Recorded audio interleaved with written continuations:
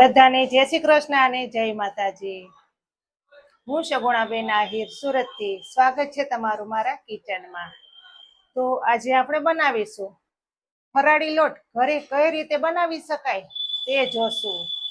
ફરાળી લોટ બનાવો એકદમ સહેલો છે અને ઓછા સમયમાં એમ કે તૈયાર થઈ જાય છે। જે ફરાળી લોટ આપણે બનાવવાના છીએ તે ફરાળી લોટમાંથી આપણે ઘણી આઈટમો બનાવી શકીએ, જેવા કે રોટલી, ભાખરી, પેટીસ અથવા તો ઢોકળા। તમે ગમે તે ફરાળી આઈટમ તેમાંથી બનાવી શકશો। તો ચાલો રેસીપી શરૂ કરીએ। તો આપણે જે લોટ આપણે બહારથી લઈએ છીએ ફરાળી, તેવો જ લોટ આપણે ઘરે બનાવી શકીશું। તો લોટ બનાવવા માટે આપણે અડધો વાટકો સાબુદાણા લીધેલા છે, જ્યાં સાબુદાણા આપણે પાપડ બનાવીએ છીએ તે સાબુદાણા। અને આપણે રાજગરાનો કરકરો લોટ લીધેલો છે, રાજગરો પણ તમે લઈ શકો છો, પણ આપણે દળદરો લોટ પીસેલો છે। અને એક વાટકો સાંબો લીધેલો છે। સૌ પ્રથમ તો પેલા આપણે ગેસ ચાલુ કરશું।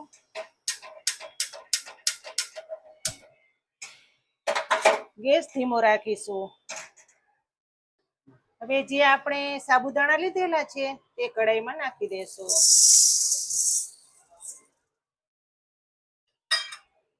થોડા ઘણા આપણે સાબુદાણાને શેકી લેશું, જેથી કરીને સાબુદાણાની અંદર મોઈચરનો ભાગ હોય તે બધોય બળી જાય।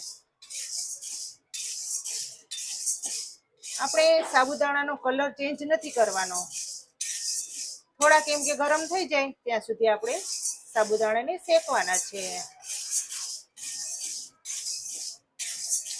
આ રીતે તમે શેકીને ફરાળી લોટ બનાવો તો લાંબો સમય સુધી એમ કે સારો રહે છે, બિલકુલ ખરાબ નથી થતો।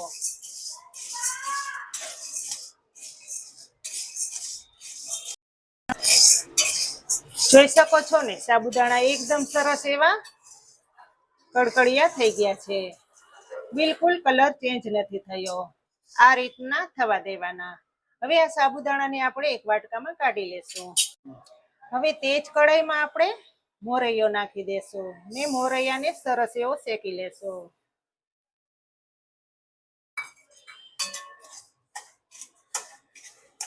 મોરૈયો જ્યારે દુકાનેથી લઈ આવીએ ત્યારે એકદમ પેલા સાફ કરી લેવાનો, પછી જ યુઝ કરવાનો।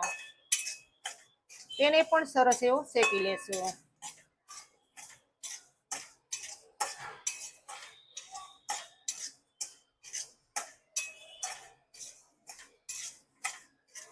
મિત્રો, તમને જો મારી આ રેસીપી સારી લાગે તો ચેનલને લાઈક કરજો, શેર કરજો અને તમે ચેનલમાં નવા હોય તો સબસ્ક્રાઈબ કરજો। સબસ્ક્રાઈબ કરવી બિલકુલ ફ્રી છે।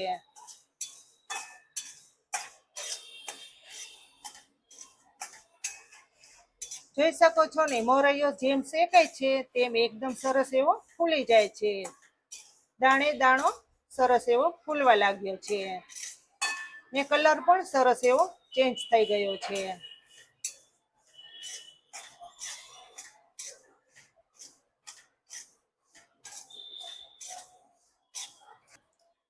મિત્રો, સાબુદાણા એકદમ સરસ એવા ઠંડા થઈ ગયા છે।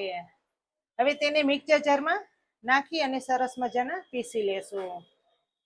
બધું એક સાથે નહીં પીસવાનું, પહેલા સાબુદાણા પીસી લેવાના, પછી બીજી વસ્તુ।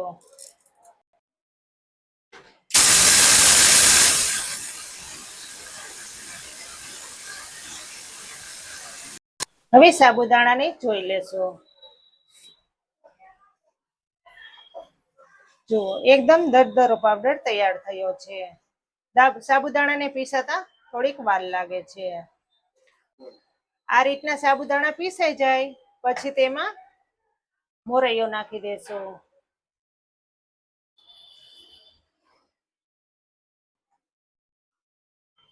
તેને પણ સરસ એવો પીસી લેશું।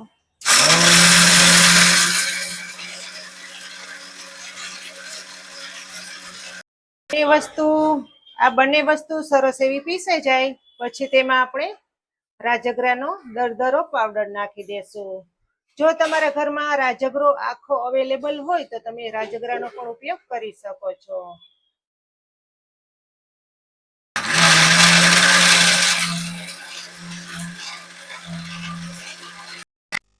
હવે આ પીસાઈ ગયેલા લોટને આપણે ચારી લેશું.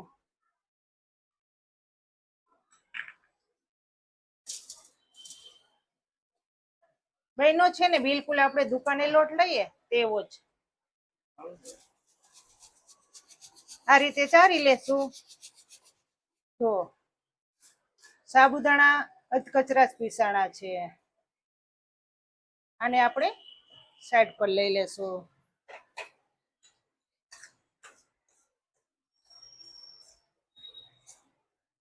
આ લોટ થોડીક વાર ઠંડો થવા દેવાનો, પછી પેકિંગ કરીને મૂકી દેવાનો. જ્યારે તમારે લાડવા બનાવવા હોય તો તમે બનાવી શકો.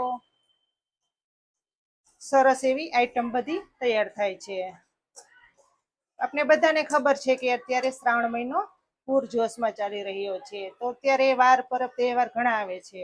તો મિત્રો, તમને કેવી લાગી આ ફરાળી લોટની રેસીપી તે મને કમેન્ટ કરીને ચોક્કસથી જણાવજો.